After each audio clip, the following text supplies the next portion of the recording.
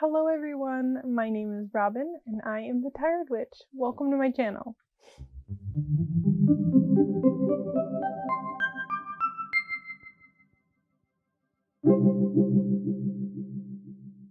So I thought for this video, we could just sit down and kind of catch up with each other.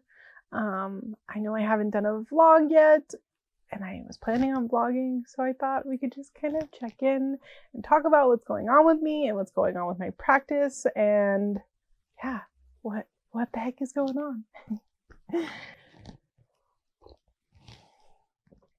So firstly, obviously, I'm still sat in the same backdrop. I am in the transition of moving right now. I know I've talked about that a few times.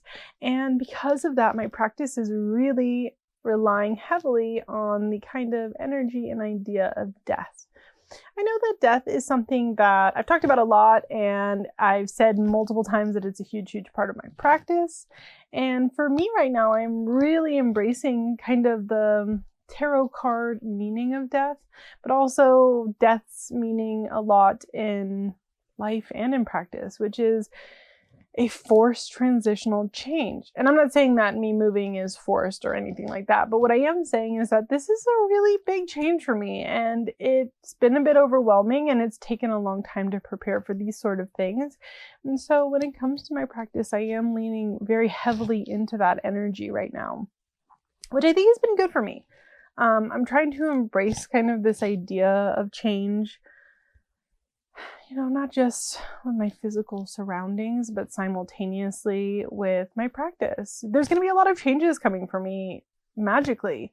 I'm going to be in a new land, a new area, and with being in a new land comes the new energies that are around me, new availabilities that come with being in a new land, and kind of what I have to work with. I think is going to be really interesting because as it stands now, I am living very north in California.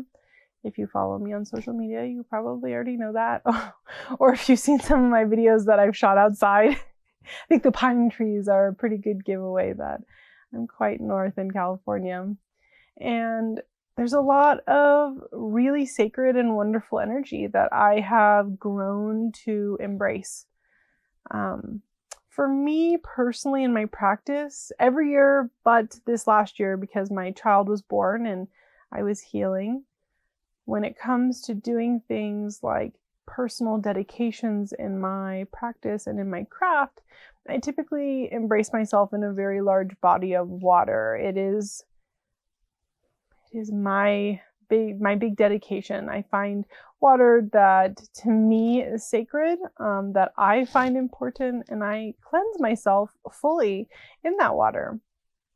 And for the last half decade, that has been the beautiful, beautiful water that is near us, that comes from the mountains, and it's so clear and cold, and frankly, being in it is very painful, and because it's so cold. And for me, that's been a really huge part of my, dedication in my practice. And finding a new way to do that is going to be interesting. I know that we're going to be living near the ocean, but I don't know if that's going to be the same experience for me. We'll see, of course. It might be obviously my total go-to. It also depends very much so on how cold the water is. Not, of course, like I've just said, that cold water is a deterrent, but just ocean water is very different. It is pulling and pushing. And if it's really, really cold and I don't feel safe, then I don't think that that is a good dedication, because I do have a family that needs me to stay alive. So, of course, we'll see when we get there. But a lot of things will be changing, and I'm trying really hard to embrace that and bring that with me in this move. I'm also finding that I've been preparing, well, I guess not really finding, but I've been preparing in a lot of ways for big projects in my life that I am hoping to bring into existence beyond the ones that we've ever talked about on this channel. And I think that because so much of it is going to be around my own practice and about my own practice, I think that that is going to be something that is very vulnerable for me and puts me in a position that I've never quite been in before. Obviously, of course, if you are a member of my Patreon, you have gotten spell work and my thoughts on magic, but I think really sitting down and talking about my practice in such a vulnerable way is going to be very challenging for me. Very much my practice, although I do share so much online, is private and is something I keep just for myself. So I think it's going to be exciting. I'm excited for all of it, but it is a little bit scary. And so I am trying to just sort of embrace this fierce change that death brings and see it blossom into something new. I think it'll be good. I guess we're going to find out. If it's not good, well, c'est la vie. But yeah, other things going on with my own practice right now is I have been especially because of the move, I have been ramping up and putting my full heart into my devotion and dedication with my patron saint, which is Santa Muerte. If you follow me on other social media, you probably have seen my devotional statues to her. And she and I will be moving to a land where Santa Muerte is really not a presence.